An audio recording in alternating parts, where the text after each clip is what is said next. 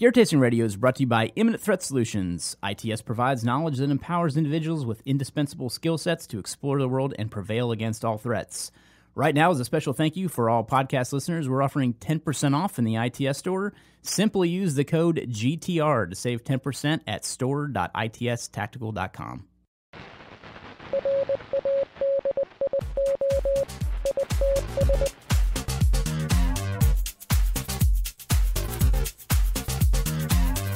Welcome to Gear Tasting Radio, where we offer an in-depth look at the usage and philosophy behind the equipment in our lives. I am joined today by Caleb Causey of Caleb Causey's Lone Star Medics, and of course, Rob Anderson and myself, Brian Black. So today on Gear Tasting, we are going to speak with Caleb about anything and everything that has to do with medical. So that's a lot. News to you. That's a lot. I don't know if I can handle that. In 30 minutes, not a problem. Everything. So introduce Lone Star Medics. So for people out there that might not have heard of Lone Star Medics. Lone Star Medics is a field and tactical medical training company. So think of it as we mainly teach first aid on steroids. Okay. So depending on who you are and what you want to learn, we've got close to 50 different courses. We don't put them all up on the website, not because we're not trying to hide them under a secret squirrel or anything, but just so folks aren't overwhelmed, because we want to teach, we offer medical and first aid, if you will. We call it field medicine, not first aid, classes that are, and we want to make sure people get the applicable type of medical training for what they're doing, you know? So if you're kicking indoors, hey, we're wearing plate carriers, medicine's going to be like this. If we're sheep hunting at 8,000 feet, then hey, medicine, you got to think about stuff like this. If we're driving in our cars going to work, stuck in traffic, then medical may mean this. So meaning you tailor it to the individual and what their job specifications entail. So meaning someone would select a course based on what they do in their daily life and what they could potentially face. Sure, right? Sure, okay. Absolutely. Cool. So when it comes to that, what would you say are some pros and cons of training? I know you're a little biased running a training company, but if you were to say, hey, this is why you should seek training, or this might be something to pay attention to as a con of, or a negative from, seeking training. And trained individuals are always better, obviously, but, just to kind of throw that out there to see what you'd say on. Sure. Well, first off, I always tell my students before the end of every class, and anybody I talk to, hey, I encourage you, and I'm an advocate for medical training at whatever level. And I encourage people to go take my competitors, quote unquote, and they're also my colleagues, okay? Go take their classes. You're going to learn how to skin that cat different ways, and it's going to make you a better student. So, yes, we'd love to see you at a Lone Star Medics class, but there's several other people out there that are doing this. We're not the only kid on the block. I will say, as far as what to look for as in a quality instructor, wow, that's a loaded question. What I would look at, what type of student they are. Okay.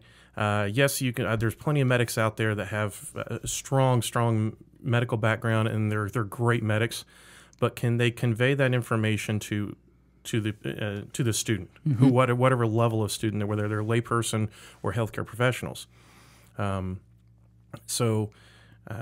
kind of student are they first? It's their way in the highway kind of a thing to look at? Are they open to learning that type of thing? Yeah. Are they open-minded, saying, if they tell you that, hey, there's absolutes in this and it's always this and always that, well, don't be so narrow-minded. It's medicine, okay? Medicine's not a science, it's an art. Some artists' art is better than others. That's Captain Scott's quote there, for Dr. Scott from the 212 That's interesting MASH. you say that. So you feel that medicine is definitely not an exact science. It's more of an interpretation depending on the scenario. Is that kind of what you mean by art? It's a little early in the morning for that philosophical. Yeah. But yeah, if we wouldn't get that detailed on it. Well, I think that's why they call it practicing medicine. Yeah. Absolutely, Rob. Absolutely. That's a good point. It's a practice, what is medicine to Caleb? Wow. That's it's too early in the morning, one, and two, we're way too sober for that, to answer that question. As I stare at all the scotch and whiskey in the corner over there, under the mannequin wearing a fedora. Anyways. You never know what you'll see. You'll never know what you're going to see at a podcast or hear. But no, when you're looking for a trainer, make sure they've got some experience. They can convey that information to you. Just like any good instructor or teacher, they shouldn't talk down to you. They shouldn't, they should be able to, just convey that information to whatever level they're teaching at. And there's good ones and bad ones, but you're still going to learn something even from the bad instructors. And we've all had bad teachers or instructors and all whatever That's a good subject. point too. Yeah, but absolutely. we still picked up a few points. Yep.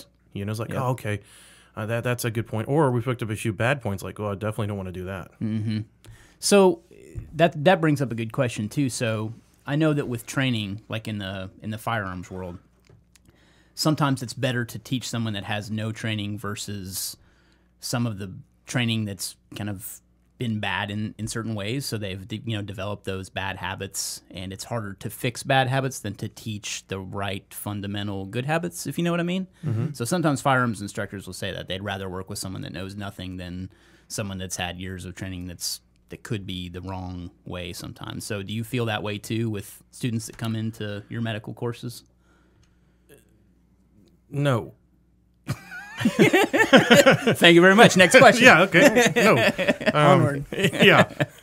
No, what I look at it is because we've had, since we opened our doors and started teaching people, we've had all walks of life, and I've had students that have taken CPR and first aid classes, and then if we're teaching like a layperson's level, one of our layperson's level classes, I've still had doctors and healthcare professionals and EMTs and paramedics in that class because they're picking up stuff that they didn't get from school or med school or nurses.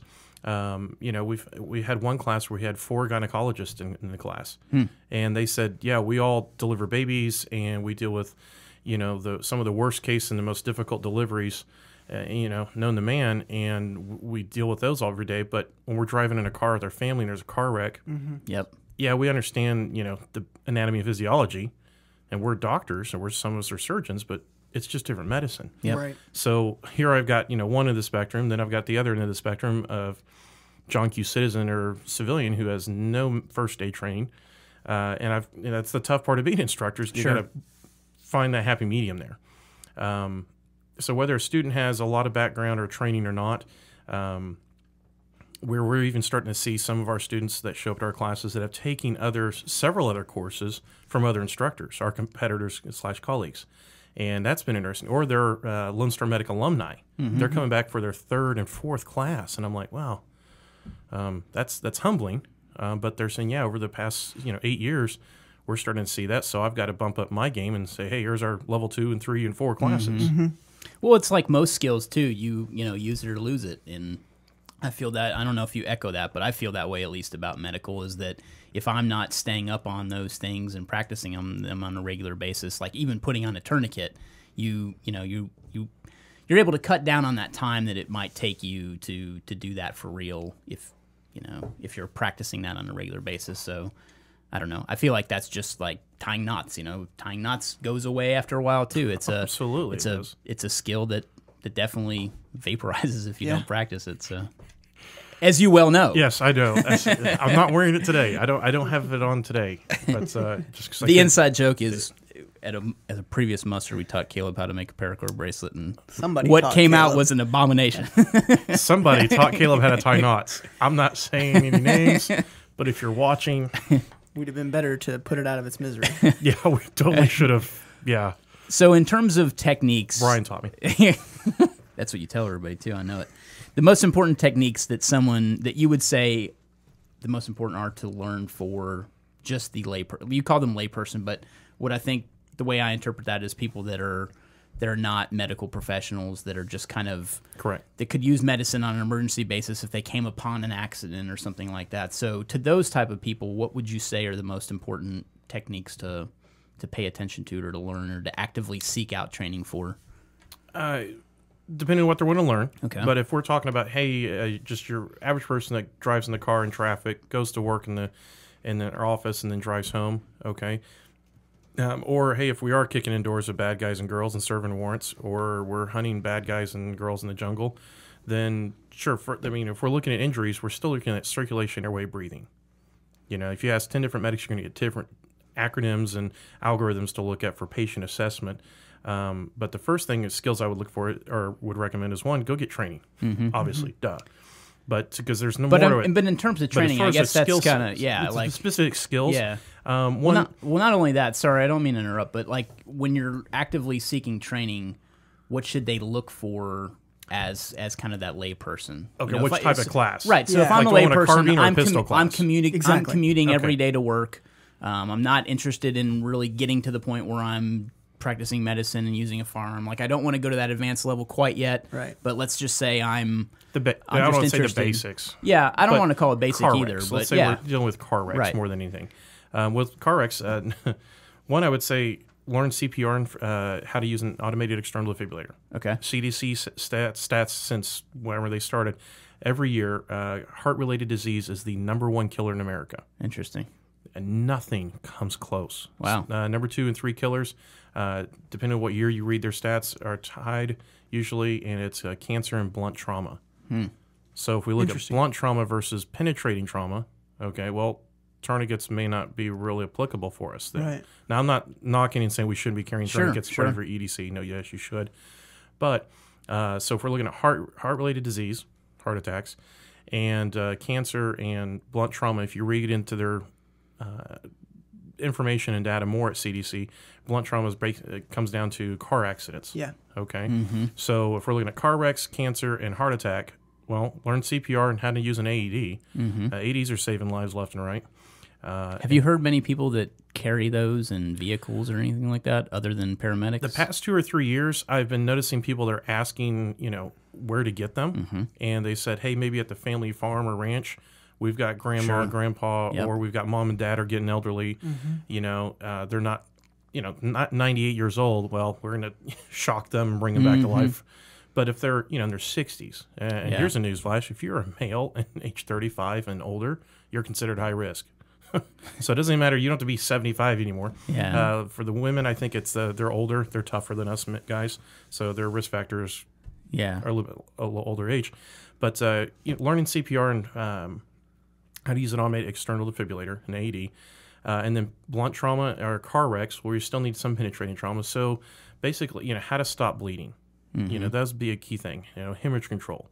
How to assess the patient for that. And for those that don't know, hemorrhaging is what? Bleeding. I'm Right. sorry. Okay. To learn how to control major bleeding or moderate to severe bleeding, as to be clinical, because it's rather subjective. What is moderate severe bleeding? But if their blue genes are saturated, or the knee of their blue gene is saturated in blood, that's pretty significant. We need to learn how to control that. And kind of going along with that, you would want to make sure that that you have a priority when you're assessing something like that, like an emergency. If you come upon an emergency, what would it be, like a blood sweep, or what would you kind of advocate as? The technique we like teaching is called the blood claw. Claw. Okay. And it's just a physical assessment, hands-on assessment of quickly, but I'm not going to say thoroughly, but because there's different levels of patient assessments. But it's a quick overall. We're looking for major bleeding. We're looking for major bones that are, when I say major broken bones, we're talking about the skull, femur, humerus, stuff like that. And then the ribs, but not so much worried about the ribs that are broken. But if the ribs are broken, maybe there's penetrating trauma from, say, shrapnel debris, from tornadoes, terrorist attacks, which they're like, that never happens. A year ago, what happened in a major city during a marathon? Yep. Okay, I'm not going to just relate Sure, that city to that event. But so that happens, or stab wounds or something, or a hunting accident. So, okay. So all those, that patient assessment's really important. We have to find it before we can fix it. So things like body parts and clothing hide and will conceal those injuries. So patient assessment's a huge thing. It's not going to be obvious all the time. Oh, I'll just put a tourniquet on there and solve the problem on a broken leg. So now you're complicating things. Yep. No, I agree. Yeah, I think you can fall into that trap that sometimes people do with firearms is, when you carry a gun, all problems are a gun problem. It's not. That's not necessarily true. In medical, I carry a tourniquet and trauma kit. Therefore, everything that I come across is, I could treat with this. And I'm not saying it's not important to carry that stuff, but overall, you're saying, what heart attack and car wrecks and cancer. Yeah, cancer are the leading causes. So. Well, that's a really good point too, because I've stopped to help somebody before, and the guy was having a heart attack. Yep. And I had a full trauma kit with me, but nothing to do with. I could Great point. put an NPA in him, but that's not gonna it's not gonna do anything for him. And EMS got there and was able to help, but Yeah, and so I guess go back to your question: who else carrying AEDs or automated external defibrillators? I don't know the numbers. I've had several students. We refer everybody to Heart Safe America. They're based out of Dallas. They distribute all over the U.S. and prices are coming down now on AEDs, right? Yeah, I think that and I always tell folks, say when I refer them to American Heart or to Heart Safe America, I said, hey, talk to those people there. They'll get you sorted out. They'll help you find the right AED for what you're doing. But I will recommend and say this: the less bells and whistles, the better.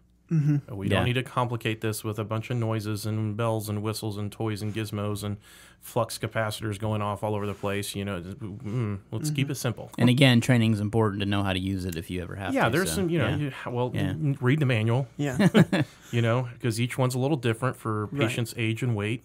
Hey, we use this on our kids or not? Well, what I think is cool, and I've been to a class before where they had, a practice AED. So it had it worked and functioned as normal, and it had, practice pads that you stick on and tells you where. So you get used to hearing the prompts and, what it's telling you to do. So I thought that was interesting too. So I don't know if you have that in your classes, but we don't teach the CPR. We're American Heart Association instructors, and we teach American Heart Association Heart Safe, or the CPR for adult, child, and infant. And that, there's plenty of different organizations that offer a CPR class and how to use an AED. We're fans of American Heart Association.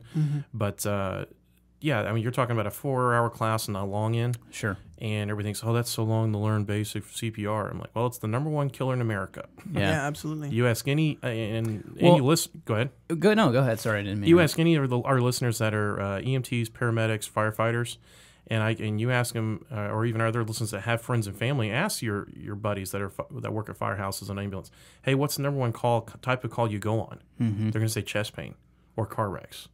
And I honestly, in almost 20 years, I'm trying to think of what I've ran, the most of was this, and besides dehydration, which we won't talk about here this time, but it has been chest pain or car wrecks. Yeah. I can't tell you how many number of car wrecks I've been on.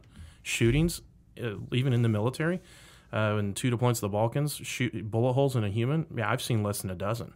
Yeah. I really can't. I have less than a dozen. Well, and the other thing about the CPR classes is staying current with it, too, because things always change. And I know that even in the last 10 years, those, what you should do during, CPR has changed multiple times. Yeah. So let me ask you this. I know that there are Good Samaritan laws, but I don't really know what that covers. Do you have any insight? I mean, obviously it's Texas-based. It's probably state by state. Yeah, every state. From my understanding, it's state by state. Is there anything that people should avoid doing, or is there a certain protocol they should follow in order to properly render aid? From talking to my lawyer buddies, first off is definitely, if you're not a lawyer, don't try to interpret law. Yeah. So there's my CYA there. Yeah. Yeah. But no, one is each state's different. And as long as, from my understanding, there's a couple different points they have to make in order. I mean, anybody can sue anybody for anything, anytime. We all know that. Okay, sure. Great. But if you try to pull someone out of the car, everybody uses that analogy. I don't know why. Pull the person out of the car and you end up paralyzing them because the car's on fire or whatever. Did you have malicious intent? No. Okay. Did they prove that you have malicious intent? No. Okay. Did you do anything that was, because that's one thing, the key word being malicious. Okay. So I wasn't trying, were you trying to apply direct pressure on their neck while it was bleeding with your foot in the heel of your boot? Yeah. Okay. Well, that's not really cool. That could be malicious. But if you now and then another part is are you doing anything that's considered an advanced technique? Okay. So you mentioned the MPA earlier. Right. Okay. Anytime you insert anything into an orifice or past the skin, even wound packing. Yep. Okay, which, Brian, you learned at Medicine X, and you guys keep up with wound packing, technically, okay, from my understanding. Because it's invasive, right? It's invasive. Yeah. Okay, we're pushing stuff past the skin. If I give them the decompression needle, hey, they're good to have, I think, but as a layperson, with having a medical director to say you can put that needle in their chest or the MPA into their nose, well, then guess what? That's practicing medicine without a license. That's a felony. That's not the local, drunk tank for a few nights, right? From what I understand. So, meaning that advanced techniques are more subject to scrutiny than just applying pressure, or sure. So it's the whole invasiveness that kind of gives you that next level of scrutiny in a situation like that, right? And I wouldn't even say the word scrutiny. I would say it definitely opens up to scrutiny, but to your, you want to stay within your scope of practice. Sure. Okay, an EMT and paramedic school, they teach us stay within your scope, follow your medical protocols, because even every EMT, paramedic, nurse, PA, we all work under a doctor or a group of doctors, a board, or a doctor's orders, whether they be standing or they can be written down, or they're verbal orders. But we still work under their malpractice insurance, their rules, and when they're not present. So now as a layperson, and if I run up there and I start sticking people with this needle and try to decompress the lungs or something, using a decompression needle or the MPA or some other advanced, trying to intubate them or something because I have it, or start suturing people or giving them antibiotics. Well, there's, for one, you better know what you're doing. There's a reason, chest decompression is a paramedic skill level. Because, hey, we've now studied so many hundreds of hours of anatomy and physiology, and we understand not just how to do the procedure, but when is the appropriate time to do the procedure and why we are doing that procedure. Would you agree that it's good to have that kind of stuff on you for somebody that is trained that could come along and need the equipment like you would be able to provide them? Like if there was a paramedic on scene and they don't have that kind of stuff? Yeah, and like the needle, a decompression needle, it's one of those things I can't improvise if I run out or if I don't have. I can figure out a tourniquet, I can figure out pressure dressings, chest seals, splints, stuff like that, litters. I can kind of improvise if I absolutely had to or I've run out. But a needle I can't. And when I do need it, I need it now. And it's not that difficult of a procedure, but I do need it. So I encourage people saying, hey, if you've got the needle, it's great. So if you're at the shooting range in a class and an off-duty paramedic or a nurse or a doctor says, wow, this is an accident, something bad happened, but man, I really could use a needle right now to decompress his chest. Hey, you're Johnny on the spot with one. Okay, but that same mentality doesn't go, well, I'll carry antibiotics and a pharmacy. The whole, an entire, field hospital with me in my aid bag, or my pickup. No, that's not what I'm talking about. So it's not a bad thing, but as far as like everyday carry, I don't carry a needle. So what do you carry, just out of curiosity? Like what do you carry on a daily basis for treating trauma or for just trauma? Well, I mean, everything. I don't mean to narrow down the scope of what you carry, but Glock 19 with a spare for mag. Medical, really? For medical. Well, yeah. Okay, tactical medicine. You have to put somebody down. Yeah. Just kidding. Treat them like a horse. Can't plug a bullet hole if you can't make one. No, but sure. As far as medicine, well then, care under fire principles. You guys know what that is. Okay, so we've got to stop the threat first. So for medical, yes, my Glock 19. Okay, if we're talking an active killer situation, well, I can't be putting on tourniquets on people or on myself until the threat's neutralized. So a Glock 19, a fixed blade, a TDI, spare mag for the Glock, and then as far as the actual medical, a soft TY tourniquet, package of quick combat gauze, and I've been playing around with different chest seals to see between the Russell and the Beacon. And the Beacon, the package actually comes with 2 chest seals, one with a vent and one without, and their packaging's really small. And I've actually, whether it's the TechMed Solutions ankle kit, I'm a huge fan of that. Y'all's EDC kit. That's usually, if I don't carry it in my butt pocket of my jeans, then butt pocket, is that right? No, you just said if I don't carry it in my butt. Did I? Yeah. We'll edit that part out. Okay. No, we won't. Carry it in my butt because it's so big. But so the EDC kit that y'all make, and then I've even toying around with taking the pocket shield from Raven Concealment that was designed for my buddy Chris Fry with MDTS training out of New York State, and it's basically like a pocket protector for cool kids. And I've literally rubber banded that, a soft T-wide and quick combat gauze to that, and that fits in my left front pocket, opposite of my butt pocket. Awesome. Cool. So with the techniques that we were kind of talking about, what do you think are up there in terms of priority? Like, would you say putting on a tourniquet, learning how to pack a wound, putting on a pressure dressing? Like, what would you say are kind of some... For the past several years, I've been begging with people and being an advocate for, hey, at least carry a tourniquet. And here this past year, I started looking at it more and kind of looking, not just crunching numbers, but talking to other people, my students, and talking to them, saying, hey, well, what type of stuff are y'all seeing? And especially when they've got kids, well, tourniquets don't really work on pediatrics and certain people, certain sizes. You know, we get them too small, is that the cat and soft too wide only go down so far. Or, hey, we've got canines. Okay, well, and we're not injured. If we look at the numbers of law enforcement, even officers, well, I was trying to get police officers to carry a tourniquet. You wear a badge, good, carry a gun and carry a tourniquet. But if we look at their numbers of the injuries where they're getting shot, which the FBI stats, have, my mentor Tom Givens showed me this, and he said, hey, here's the stats for FBI stats for uniformed officers that were shot and died. Here's where their hits were, and the majority of them were in their face that were killed were in the face and the neck. Okay, we can't put a tourniquet there. Next was the pelvis and abdominal region. Can't put a tourniquet there. And then somewhere in there, it was, and I can't remember off the top of my head, between arms and legs, then arms and chest, I think were tied, or right there. The numbers are real close. So arms and legs for a law enforcement officer getting shot seemed to be very low compared to getting, because these jerks that are shooting our men and women in blue, they know they're wearing body armor. Right. So since tourniquets, yeah, they're great. We need them. But let's look at hemostatic agents too. So not just stopping the bleed. That would be, as far as the skill set, yes, learn how to, at a minimum, learn how to stop bleeding, control bleeding. But then there's different tools for that.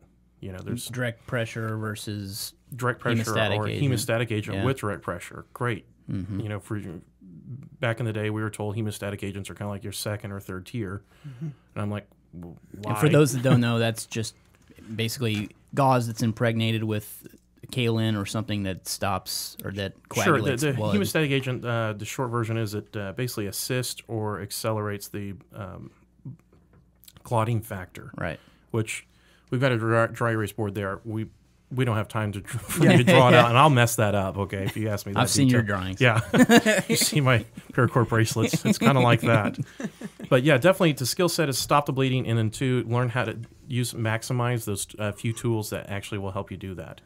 What about tourniquet? Like, what would you tell people as best practices for, like, if you were going to give someone kind of a short brief on things to pay attention to when applying a tourniquet? And I know this isn't a classroom scenario. I'm not trying to turn it into that. But, like, would you, like, tips, like, put it as high as possible, stay away from this or that? Like, what would you say? One, start with a commercially made tourniquet, specifically the soft T-wide or the CAT, the combat application tourniquet. Those are the only two that have any real hard-proven science and data to back them up. All the rest, and for all the listeners that are just, please don't argue this with us. It's okay. It's called science. All right. So the CAT or soft T-wide. Stop improvising. Okay. There's a time and place for improvising. As your primary tool is not. Okay? Don't just count on your belt. Yeah, your belt's not going to work, folks. It's 2017. Okay, we got a lot of lives lost because we weren't using tourniquets. We were having to improvise them. Yep. Okay, 2 wars on 2 different fronts for a dozen years. So let's not let those lessons learned go to waste. So don't go to Starbucks or twice next week and you can afford a tourniquet. You guys sell them. Yep. Not even $30. Yep. So. And we're advocates of the soft T-wide. Yeah. Just because, to be truthful, the CAT had issues early on, and we've just always gone with the... Yeah, I've always said that it's kind of like Ford versus Chevy, when it comes down to it. I carry a soft T-wide. I'm a fan of it. But let's see, come back full circle. Where were we? We were... best practices, kind of tourniquet stuff. So the tourniquets, as far as the rules of them, definitely always high on the limb as possible, never on a joint. Now we're talking immediate care, okay? We're not talking about, hey, I'm the medic now arriving on scene, whether it's in the military or as a civilian. There's some new rules that came out last year a little bit saying, hey, we can go a little bit more proximal or closer to the injury site, but there's still, that little bit different ball game, okay? But for right now, high as you can, okay? And that goes for like an arm or a only leg. The arms and legs, okay. Correct. Yeah, we don't want to put them in around the neck, okay? They don't go around the penis, the testicles.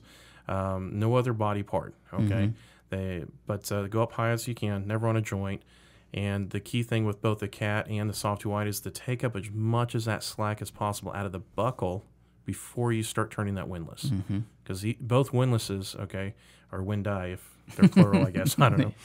What? Sounds right. Sounds right. Sounds like a Star Wars character. Checks out. Windeye. And he can fly. Or it's a she. Let's make it a she, and she can fly. Okay. There. Steven Spielberg owes us. Or George Lucas, whatever. So you've got your soft TY and your cats. I really went. You said Star Wars and took you me completely off. lost your track. Yeah, I did.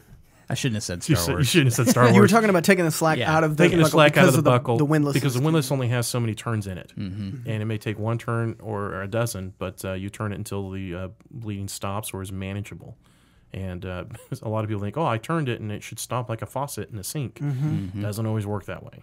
So what are some common myths of tourniquets? Because I know there might be a lot of people out there that are thinking, well, I've heard tourniquets, if you put one on, you're going to lose the limb and things like that. Like, Sure. You want to address that? Well, for years, I mean, even at the EMT, paramedic, and healthcare provider level, in some textbooks, it's still saying tourniquets as a last resort, and we're like, okay, well, show us the data on why that's a bad idea. Well, you'll lose the limb, and I'm like, well, if we're looking at the anatomy and physiology you just taught me, if we don't stop the bleeding now, we're going to lose the whole darn patient.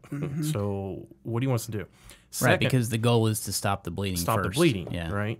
Because you only have so much of that in your body. Yeah, did you like that? Yeah. That was a student sent me that meme, and I kind of jazzed it up a bit. But yeah, you've only got 5.5, 6 liters of blood in your body, and the joke is use it wisely. Yeah. Well, I heard some statistic, and I can't remember the exact number, but what is it, like 2 liters before you, like there's only a certain amount you can lose. It doesn't mean that you can lose 5 liters or 6 liters. You can only lose a certain amount before you're just gone. So 1 liter, your body, and the way I kind of break it down to my students is say your brain, and when your body starts losing a liter of blood, your brain kind of goes, okay, body, there's something going on here. Let's pump up the blood pressure a little bit, pump up the pulse a little bit, start breathing a little bit, see if we can't get this blood to return back and see what's going on there. At 2 liters, okay, your body's saying, whoa, hey, something's definitely wrong here. We're losing blood fast. So pump up the heart even faster, blood pressure, breathing. Which just compounds the issue. Yeah, and our bodies are good about taking care of themselves, okay, and truth be told, 9 times out of 10, we get in its way. But definitely around the 2 to 3 liters, 3 liters your blood, your brain's kind of going, oh, well, something's wrong over there, and we really should do something about it. It's not really functioning at 110%. right. So anything after that, it starts getting a little iffy, and we can't push enough whole blood and enough IV fluids quick enough to the body to compensate for that. Gotcha. Yeah, that's unfortunately. good points. So it's if we can control it now and early, well then great, we've solved that problem. Cool. Yeah, no, that's great info, man. Well, I'd like to wrap it up just so we don't keep kind of going on. I think we kind of covered some really cool stuff. Yeah, and some great points. I absolutely appreciate you coming by, man. It was awesome. I think that everybody that listens to this probably learned something. So Absolutely. So where can we check out your stuff? yeah. LoneStarMedics.com. Okay.